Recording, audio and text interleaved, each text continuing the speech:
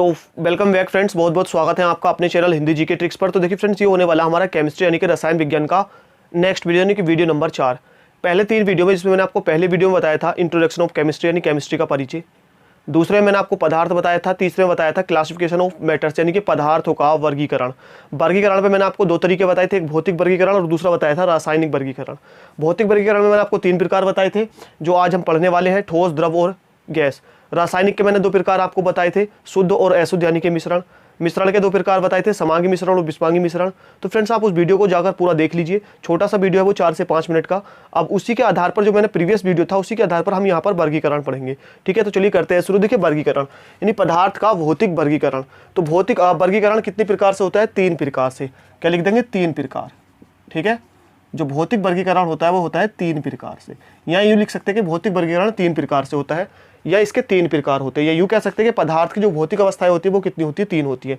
Exam में भी पूछा जाता है, कोई भी पूछ लेता है। ठीक है, कौन कौन सी होती है? एक होती है ठोस अवस्था, दूसरी होती है द्रव अवस्था और तीसरी होती है गैस अवस्था। यानी पदार्थ का जो भौतिक वर्गीकरण किया जाता है वो इन 3 के आधार पर किया जाता है, एक ठोस, एक द्रव और गैस। यानी पदार्थ की जो अवस्थाएं होती है भौतिक, वो कितनी होती है? 3 होती है, ठोस, द्रव और गैस। और एक बात आपको ध्यान रखनी है कि ऐसा कौन सा पदार्थ है जो तीनों अवस्थाओं में रह सकता है? तो पानी यानी कि जल। तो जल एक ऐसा पदार्थ है, H2O जल, पानी, वाटर ऐसा पदार्थ है जो तीनों अवस्थाओं में रह सकता है, यानी कि वो ठोस में भी रह सकता है, बर्फ की फॉर्म में, ठीक है, द्रव में रह सकता है वो क्या लिक्विड फॉर्म में, और गैस में रह सकता है वो वाष्प फॉर्म में। तो अब यहाँ पर देखिए पदार्थ का भौतिक वर्गीकरण। तो नंबर 1 को पढ़ेंगे हम सबसे पहले, ठोस को। ठीक है, ठोस अवस्था क्या होती है? यानी कि आप अवस्था डाल सकते हैं, ठोस अवस्था। तो देखिए, पदार्थ की वह अवस्था जिसमें आकार और आयतन दोनों निश्चित होते हैं। तो यहाँ पर मैं लिख सकता हूँ पदार्थ की वह अवस्था जिसमें आकार और आयतन दोनों क्या होते हैं? निश्चित होते हैं। ठीक है, आप अगर पूरी डेफिनेशन लिखना चाहें तो पदार्थ की वह अवस्था जिसमें आकार और आयतन दोनों निश्चित होते हैं, भौतिक ठोस अवस्था कहलाती है। अब देखिए, आकार और आयतन दोनों निश्चित कैसे होते हैं? पहली बात देखिए, मेरे पास मार्कर है, क्या है? एक ठोस है। अब इसका अगर आप आयतन निकालेंगे, देखिए आकार क्या होता है? जो इसकी बनावट है वो होता है इसका आकार, और इसका आयतन ये क्या है? बेलन के आकार का है। बेलन का आयतन होता है πr²h। तो वो डिपेंड करेगा इसकी r यानी कि रेडियस यानी कि त्रिज्या पर, और h यानी कि ऊंचाई पर। तो अगर इसकी त्रिज्या या ऊंचाई में से कुछ भी चेंज होता है तो इसका आयतन चेंज होगा, और अगर इसकी ऊंचाई और जो त्रिज्या है वो चेंज नहीं होती तो इसका आयतन चेंज नहीं होगा। क्यों? क्योंकि इसमें बाकी पाई बचा, पाई क्या होता है? कॉन्स्टेंट होता है।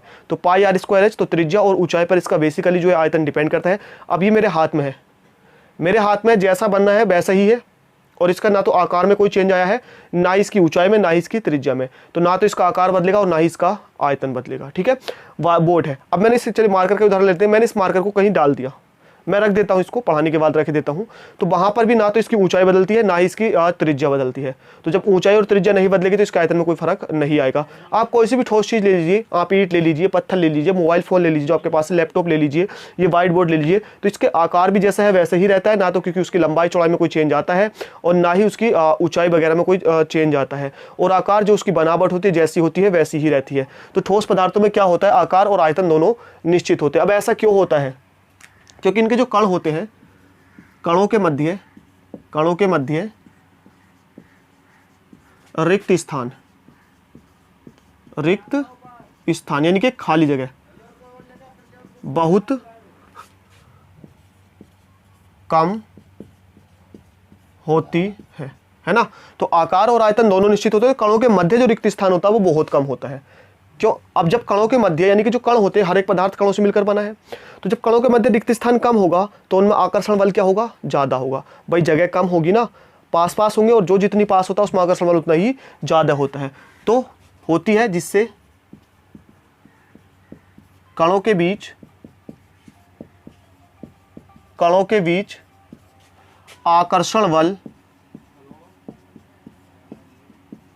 क्या होता है? अधिक होता है। या लिख देंगे बहुत अधिक होता है।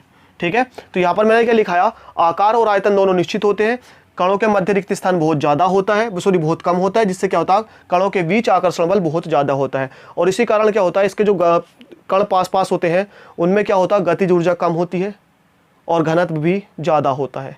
ठीक है। तो ये हो गई ठोस अवस्था। आप उदाहरण में कुछ भी लिख सकते हैं, ईंट लिख सकते हैं, पेन से लिख सकते हैं, यानी पेन लिख सकते हैं, मार्कर लिख सकते हैं, ठीक है। उसके बाद दूसरी अवस्था है हमारी द्रव अवस्था। क्या? द्रव अवस्था। द्रव अवस्था। तो इसमें क्या होता है द्रव अवस्था में? आकार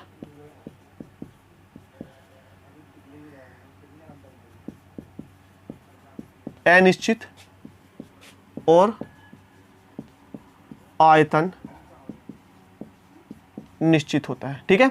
यानी कि ठोस में आकार और आयतन दोनों निश्चित थे, द्रव में क्या होता है? आकार और आयतन, आकार तो होता है अनिश्चित और आयतन होता है निश्चित। अब ये कैसे होता है? देखिए, मेरे पास एक गिलास है और गिलास में मैंने क्या डाला? पानी डाला।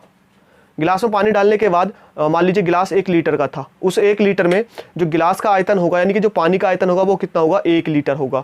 लेकिन उसका जो आकार होगा वो किस तरह से होगा? वो गिलास की तरह से होगा। इसमें हमने पानी डाला था कितना? 1 लीटर यहाँ पर। तो इसका जो आकार होगा वो किस तरह से होगा? गिलास की तरह होगा। और जो इसका आयतन होगा वो कितना होगा?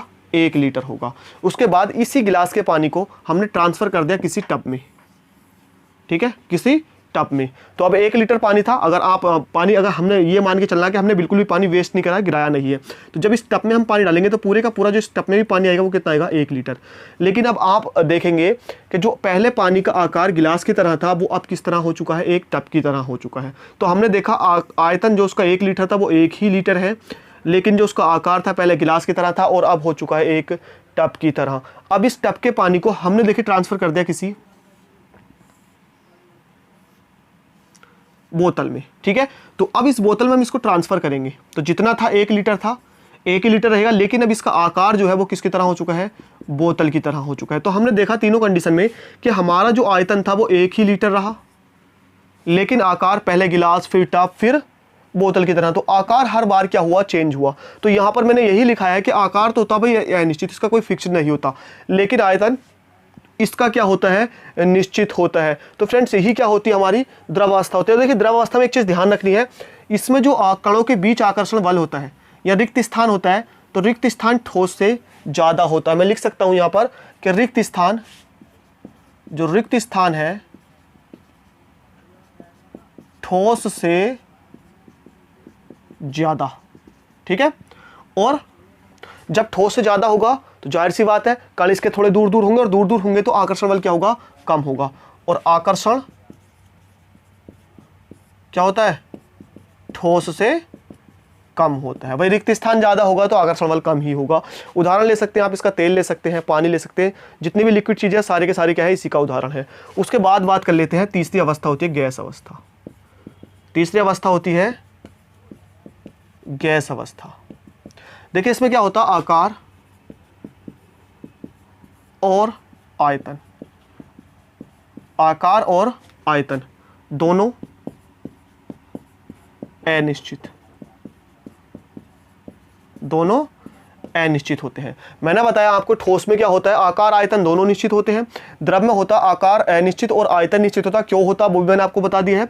गैस में आकार और आयतन दोनों ही अनिश्चित होते हैं। अब देखिए कैसे होते हैं।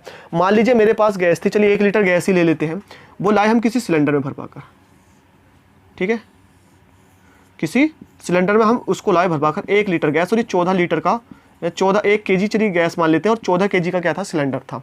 तो अभी हमारे पास जो गैस का आयतन है, जो वॉल्यूम है, वो कितना है? 1 केजी है, ठीक है। और उसके अगर हम आकार की बात करें तो वो कैसा है? सिलेंडर जैसा। किसकी तरह है? सिलेंडर की तरह है। अब यहाँ पर देखिए, अब इसको जो है हमने कितना लिया था?